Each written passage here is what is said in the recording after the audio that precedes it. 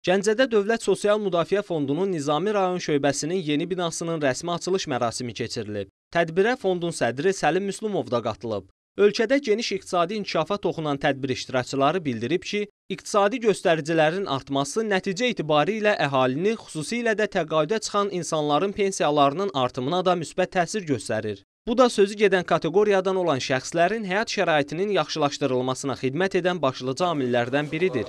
Rəsmi hissədən sonra rəmzi qırmızı lent kəsilib.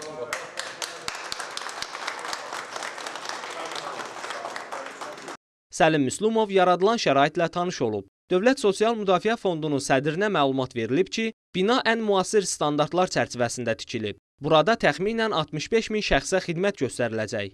Burada Nizami rayon şöbəsində bugün 20.700 nəfər pensiyaçı xidmət olunur. Bundan başqa 45 min nəfərdən artıq da sığorta olunan şəxs xidmət olunur. Ümumilikdə gördüyünüz kimi bir yerə toplasaq 65 min nəfər şəxsə bu binada xidmət olunacaq və ən yüksək səviyyədə iş şəraiti yaradığına görə mən burada çalışacaq şəxslərdən də ən yüksək səviyyədə xidməti tələb edirəm. Elə düşünürəm ki, elektronlaşdırılmış, avtomatlaşdırılmış iş yerlərində bu cür xidmət göstərmə imkanları var.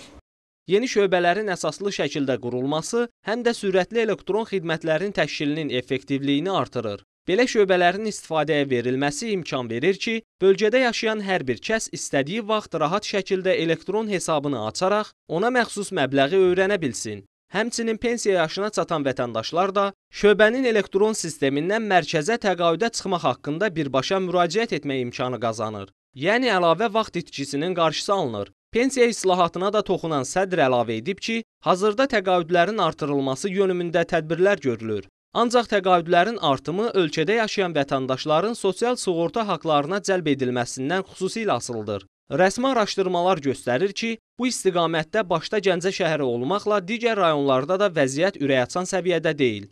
8 ay ərzində Nizami rayon şöbəsi tərəfindən sosial sığorta haqları proqnozuna təqribən 98%-ə qədər əməl olunub. Amma respublika üzrə 100,3%-dir. Ona görə də hər bir regionda çalışmaq lazım ki, bu 100%-ə qədər təmin olunsun.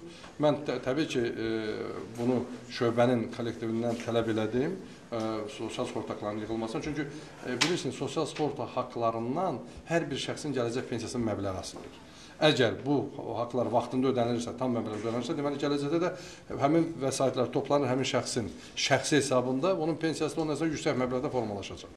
Açılış mərasimindən sonra Səlim Müslümov Azərbaycan Dövlət Aqrar Universitetində keçirilən elmi-praktiki konfransda iştirak edib. Komitə sədri Müstəqil Azərbaycan Respublikasının sığorta pensiya siyasəti mövzusunda məruzə ilə çıxış edib. Konfransda ölkədə aparılan pensiya islahatlarının bugünkü durumu, həyata keçirilən tədbirlər barədə məruzələr dinlənilib.